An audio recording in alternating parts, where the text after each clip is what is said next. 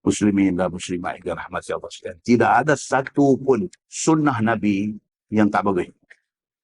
Manusia tidak kaji, manusia tak tahu. Orang putih pergi kaji, orang putih jumpa benda ni. Tapi mereka buat apa? Mereka ambil benda-benda yang ada dalam kayu tu, mereka buat dalam bentuk ubat gigi. Muslimin dan muslimat yang dirahmati Allah sekalian.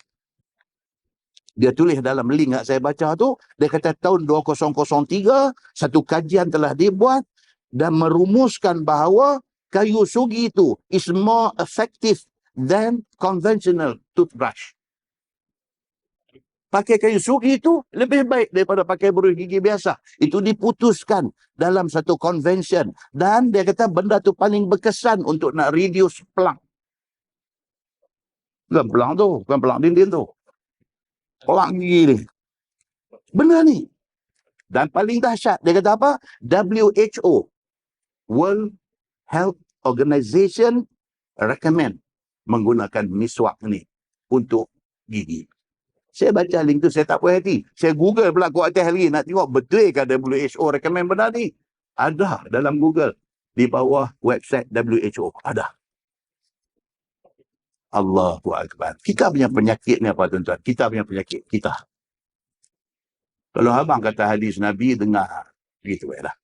Abang kata ni recommended by WHO. Dan.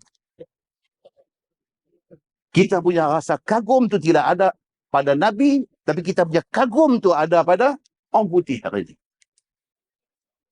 Memang lagu tu pun. Memang lagu tu. Oh, kata WHO pun recognize benda ni pun. Nabi doa abang lama dah. Tak ada siapa peduli. Tuan-tuan, lebih hebat Nabi ni apa dia? Lebih hebat Nabi ni. Dia siwak tu dah hebat dah. Lebih hebat Nabi ni apa dia? Hadis riwayat daripada Ali bin Abi Talib radhiyallahu anhu.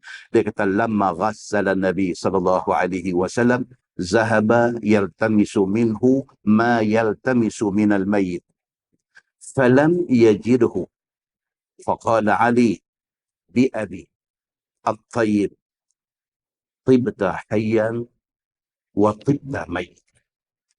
Atau kama qala, hadis itu isnadnya sahih.